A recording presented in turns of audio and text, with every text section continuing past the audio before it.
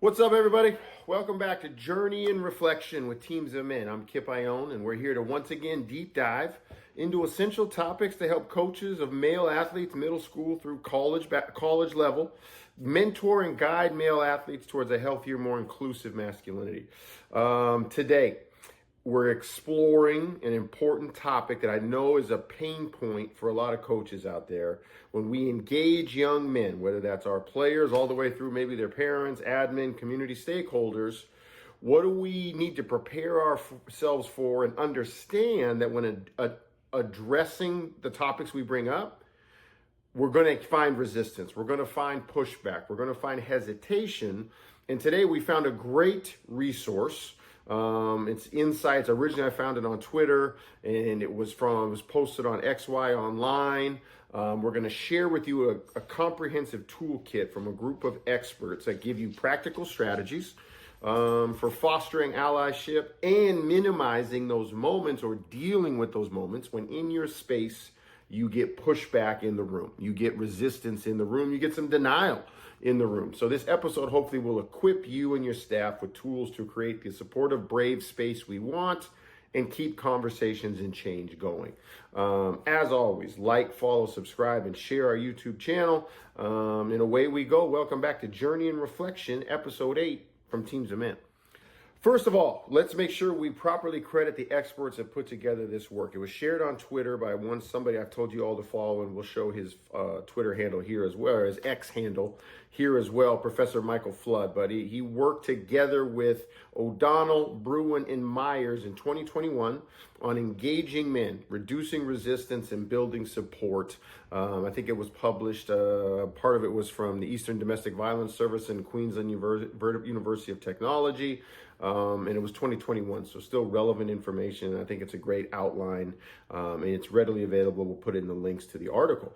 But our first question that we want you to kind of sit and reflect with your staff and then with your players and preparing to be with your players are what are the common features of resistance to gender equality and the discussions that surface around gender equality.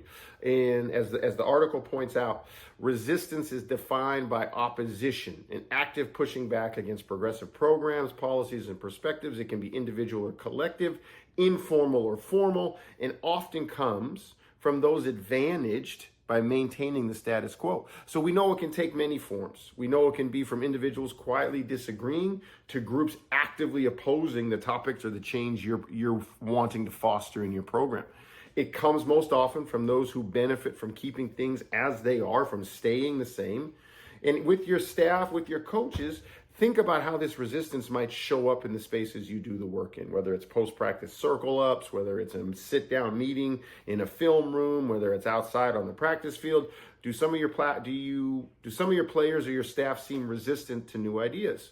Reflect on how this might be and discuss with your coaches when we see this, when we feel it, how are we going to address it? What are we going to do in the moment? Because we can't just rage out. We can't just speak louder. We can't try to shout down opposition. We're going to have strategies and tactics and statements to come back with in both rebuttal form and exploratory form to keep conversations moving, knowing we're not going to get 100% buy-in on day one. You also probably want to bring this up directly with your team. How do they feel about change and initiative, and not even have specific change and initiative ideas yet, but just in general, how do we think our team deals with new ideas, whether that's on the court, on the field, whether that's in the classroom, whether that's in our lives? How do we usually navigate change? What does it take for you to embrace change? What are the best mediums for you to get into a space, a courageous space, not just physically, but mentally, to where you're willing to think about new things? I think those all will be informative for you in building strategies when you do see and feel these features of resistance in your Teams of Men work. Next, coach, I think it's really important, as the graphic will show, that what forms does resistance to gender equality manifest themselves as? Resistance can range from passive blocking techniques to active, aggressive opposition. Some of these common forms include denial, disavowal, inaction, appeasement, appropriation, co-opting, repression, and attack. And we know from the great workbook that we're building this work off of from Flood, Bruin, and O'Donnell and Myers, when existence shows up in these different ways, with ignoring problems, pretending to support changes without really doing anything, right? Like stalling via inaction, or even actively fighting and voicing, using my words against new ideas. Have you noticed, first of all, these behaviors with your team when you install a new play, when you change a concept on offense or defense? Reflect on how you dealt with those in the moment on something as low stakes as the scheme and the schematic approach we take to the game, and discuss with your staff what worked, what didn't, in convincing them of the new set. And then how can we apply that if we're in settings in Teams of Men work and maybe we're giving statistics on gender violence and somebody says they don't believe the statistics. Or maybe we're sharing testimonials that aren't directly from us, but we're reading, or we found a current event that is a testimonial to what we're trying to avoid in behavior. And somebody says fake news in the team room. How are we going to, what are our strategies as coaches to not be submarined by those comments, to be prepared for them, and then model for the players in the space that didn't make those resistive comments? How do you go about engaging with folks that are actively trying to resist you? I think these are all good life lessons, but we got to have a plan for it if we want to move past the resistance to genuinely supporting positive change. Finally, Coach, I think an important segment to be cognizant of: what are the primary sources of resistance to gender equality efforts? And the workbook tells us resistance usually comes from fear of change and deeply held beliefs that support the status quo or support staying where we are. You know, there's this inertia, this comfort in inertia, and a fear of change that takes over. This can be really because social norms that people have grown up with, as we talk about the man box, they've been socialized to it. This has been the bubble they've existed in, and they're comfortable in it. And breaking free of that can seem scary, can come with a lot of fear and a lot of anxiety.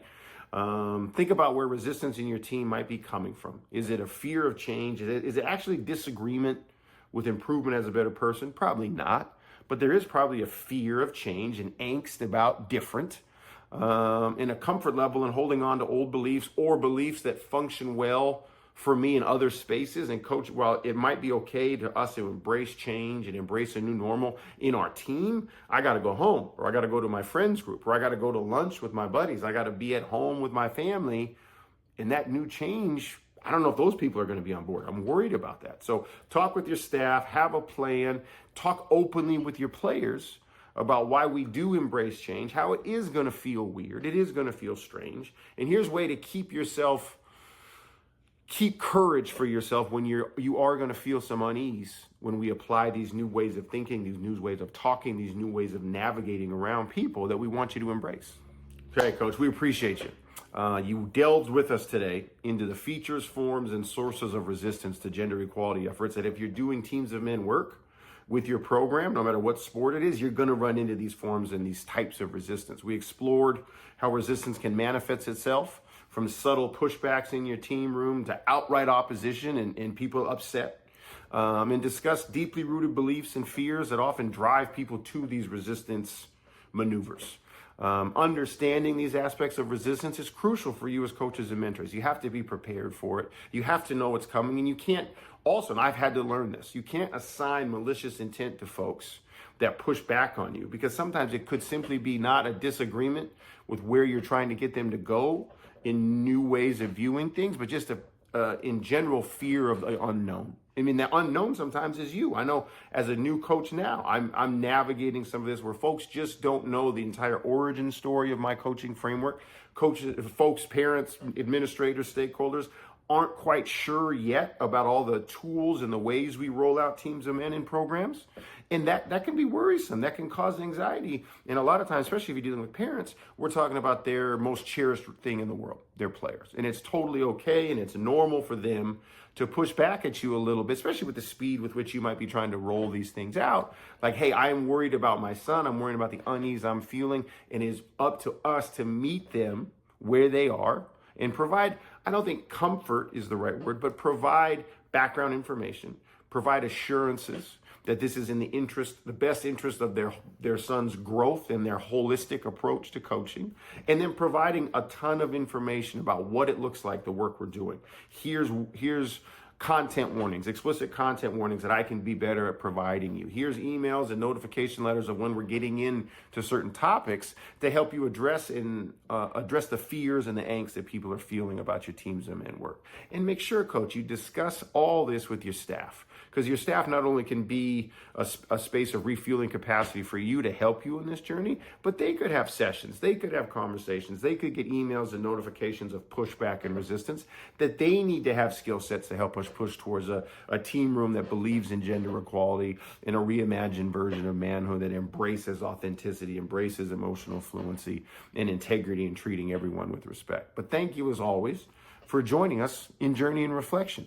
Like, follow, share, subscribe to our channel, and share our work. Send it to a coach you know that you think you have values alignment with. Send it to parents that you know are always looking for awesome ways that they can keep engaging their young men in growth, and we can spread our vision. Team.